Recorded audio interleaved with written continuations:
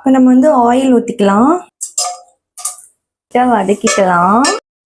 இப்போ வந்து நம்ம புதினா கொத்தமல்லி போட்டுக்கலாம். 3 பச்சை மிளகாய் போட்டுக்கிறேன். ஃபுல்லாக கொஞ்சம் மிளகாத்தூள் போட்டுக்கிறேன். நான் 1 ஸ்பூன் வந்து இஞ்சி பூண்டு பேஸ்ட் போட்டுக்கிறேன். 1/2 ஸ்பூன் கரம் மசாலா, உப்பு போட்டுக்கலாம், மஷ்ரூம் போட்டுக்கலாம், வந்து கலந்து விட்டுக்கலாம். தேவையான அளவு தண்ணி. தண்ணி நல்லா கொதிச்சிருச்சு. நம்ம வந்து அரிசி போட்டுக்கலாம். இன்னும் கொஞ்சமா நெய். இப்போ கொதிச்சிருச்சுன்னா நம்மளுக்கு சூப்பரான mushroom biryani ready. Mushroom biryani.